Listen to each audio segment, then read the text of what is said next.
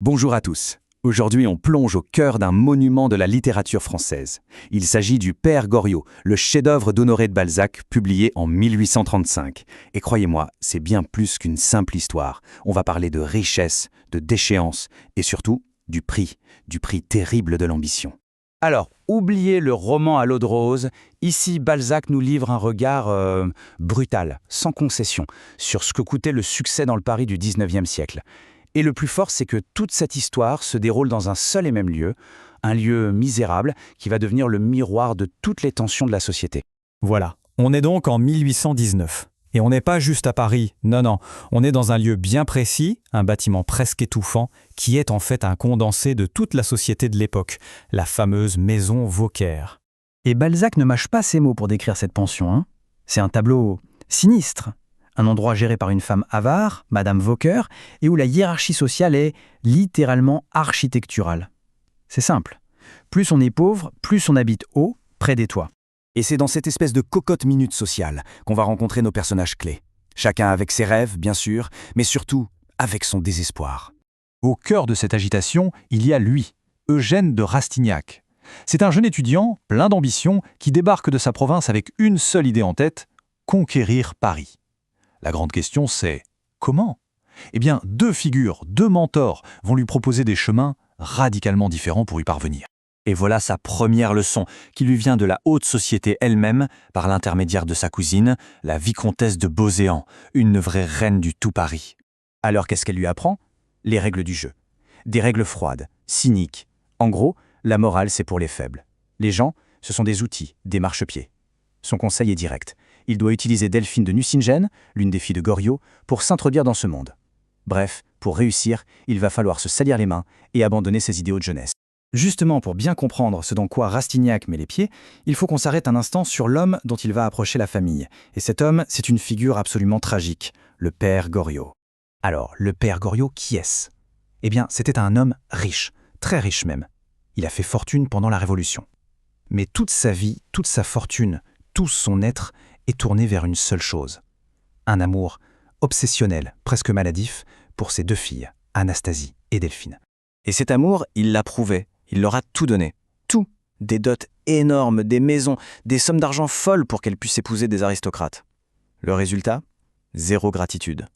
Une fois qu'elles ont eu tout ce qu'elles voulaient, elles l'ont tout simplement jeté. Comme le dit si bien Balzac, elles sont pressées le citron et ont laissé le zeste au coin de la rue. Le contraste est saisissant. Lui, il vit dans la misère la plus totale à la pension Vauquer, avec un budget ridicule de moins de 1200 francs par an. Et pendant ce temps, il vend le peu qui lui reste, sa vaisselle en argent, ses derniers biens, pour quoi faire ? Pour payer les robes de bal de ses filles, ou pire, les dettes de leurs amants. C'est un sacrifice total, une dévotion qui frôle la folie pure et simple. Donc, pendant que Rastignac tente de séduire Delphine, la fille de Goriot, il va recevoir une deuxième leçon. Une autre vision du succès. Et celle-là, elle est beaucoup plus directe, beaucoup plus brutale. Elle vient d'un autre pensionnaire de la maison Vauquer. C'est là qu'intervient le fameux Vautrin. Et lui, il ne va pas y aller par quatre chemins. Il propose à Rastignac un raccourci. Un raccourci violent. Fini les mondanités et les jeux de séduction. Là, on passe au crime. Pur et simple. Et le plan de Vautrin est d'une logique glaçante. Il dit en substance à Rastignac « Pourquoi t'embêter à grimper l'échelle sociale barreau par barreau pendant des années ? Tu pourrais tout avoir, tout de suite. Il suffit d'un seul acte de violence bien calculé, et la fortune est à toi. » Évidemment, sur le coup, Rastignac est horrifié. Il refuse net. Il veut réussir par son mérite, par son travail. Mais les mots de Vautrin, ce cynisme absolu, ça le marque. Ça sème un doute en lui. Parce qu'au fond, Vautrin ne fait que mettre en lumière la cruauté cachée de cette société qu'il rêve de rejoindre. Forcément, un type comme ça, avec une telle vision du monde, une telle intelligence froide, on se demande d'où il sort, qui est vraiment ce Vautrin ? Le masque tombe assez vite. Vautrin n'est autre que Jacques Collin, un célèbre criminel en cavale, surnommé Trompe-la-Mort. Un homme pour qui la société n'est qu'une jungle et où il faut être un prédateur pour ne pas être une proie. La révélation est fracassante, et d'ailleurs, peu de temps après, il est arrêté de façon spectaculaire. Et c'est maintenant que toutes les pièces du puzzle s'assemblent. Toutes les histoires convergent vers une fin tragique. C'est l'amour fou de Goriot pour ses filles qui va le conduire à sa perte. L'agonie du père Goriot est terrible. Il apprend que ses fils sont en train de se ruiner, de vendre leurs bijoux. Non pas pour elles, mais pour leurs amants. Le choc est trop violent. Il s'effondre, victime d'une attaque. Et là, sur son lit de mort, il attend. Il attend ses filles, mais elles ne viendront pas.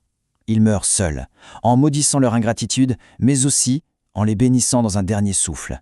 C'est absolument déchirant. Et l'insulte suprême, la touche finale de cet abandon, c'est l'enterrement. Aucune de ses filles n'est là, non, elles ont mieux à faire, elles se contentent d'envoyer leurs carrosses vides avec leurs beaux blasons aristocratiques pour faire acte de présence. Les seules personnes qui l'accompagnent jusqu'au bout, c'est Rastignac, son ami étudiant en médecine Bianchon, et un simple domestique.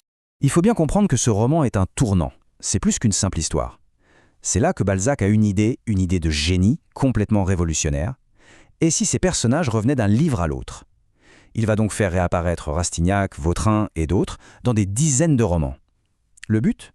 Créer une fresque gigantesque de toute la société de son temps. C'est l'acte de naissance de son œuvre monumentale, la Comédie humaine.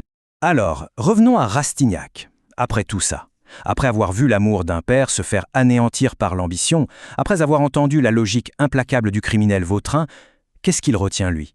Quelle est sa leçon finale? Eh bien, sa conclusion est terrible. Debout, au cimetière du Père-Lachaise, il regarde les lumières de Paris qui scintillent en bas. Et il ne rejette pas ce monde pourri jusqu'à la moelle, non. Il le défuit. Il lui déclare la guerre avec cette phrase célèbre « À nous deux maintenant ». Son éducation est finie. Et son premier geste, juste après l'enterrement? Il va dîner chez Delphine, la fille indigne. La leçon est apprise. Pour vaincre la société, il faut en adopter les pires travers. Le jeu commence.